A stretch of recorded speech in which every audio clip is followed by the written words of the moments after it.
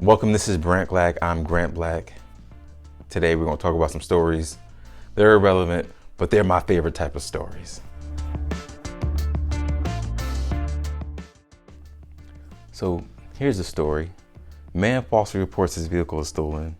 His Google search history shows how to set your car on fire and make it look like an accident. And I would have gotten away with it if it wasn't for those meddling kids or your Google search history. If you're gonna do something illegal and you looked up how to do it, maybe you should clear your search history. If you need to look it up, maybe you shouldn't do it at all. That might be the real lesson here. Because I don't think you're gonna find out how to get away with something on the internet and it'd be like the best advice. I feel like you're gonna get a lot of bad advice.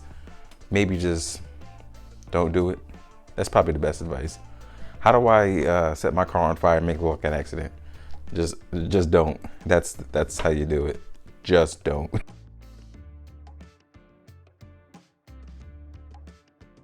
Back to the drawing board. Medical chatbot told a fake suicidal patient to kill themselves.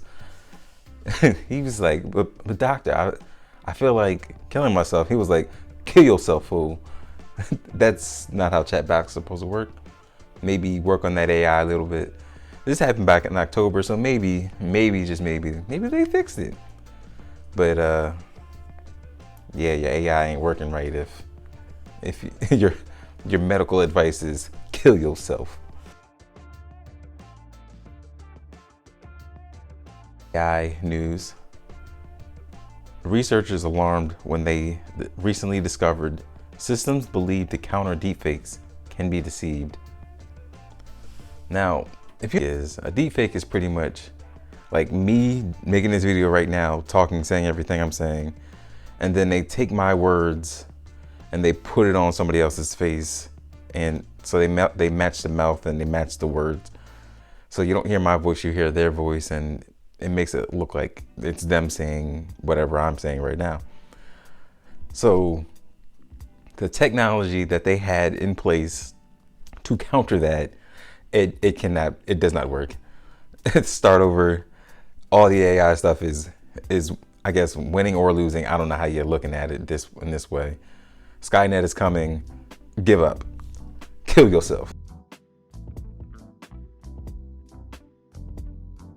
Now to say, like the video? Maybe?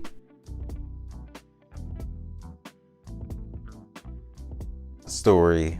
This is pretty much a follow-up on a hack that happened a few months ago. There was a big hack that affected the government and a few tech companies. And one of them, the company that let the leak happen or the hack happen, was SolarWinds. So here is the story. I call it simply Scapegoat Acquired.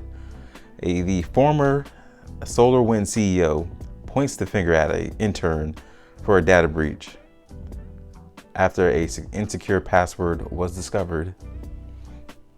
Now, this is a tech company. They should have the smartest minds. And I understand an intern is, just some kid that y'all got doing stuff. But shouldn't y'all have a strong password enforced? This person's password was SolarWinds 123. That was their password. The name of the company, 123. I know the intern messed up because the password was terrible, but you couldn't make them put a harder password in. That's what the strong password enforcement is for, so that you don't get name of company 123 as the password. I feel like this is the CEO's fault. I don't know how this could be the intern's fault. That's why I call this one Scapegoat Acquired.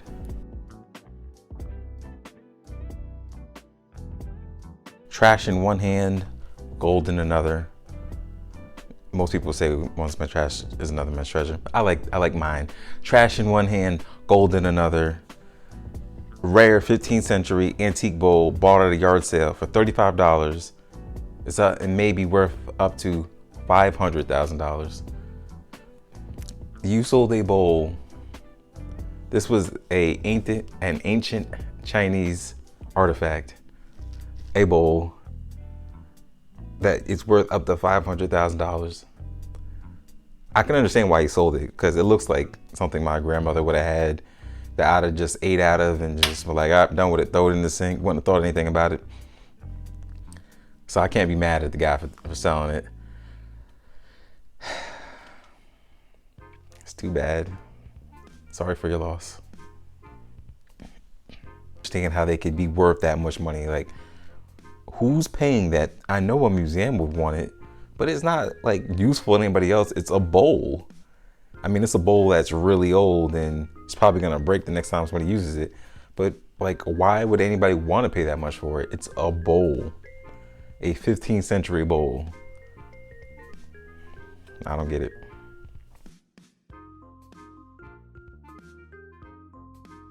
Slap in the face.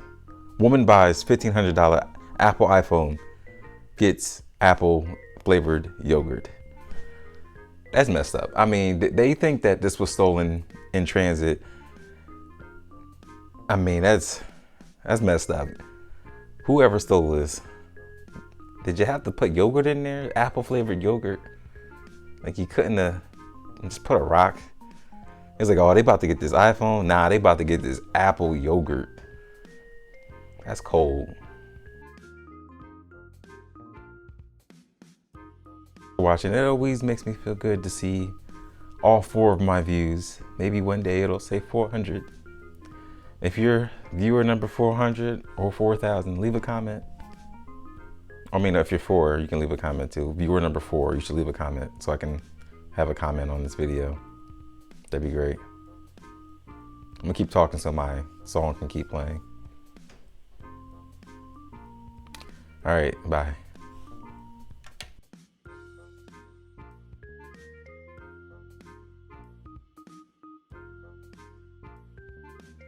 I'm Grant Black. What?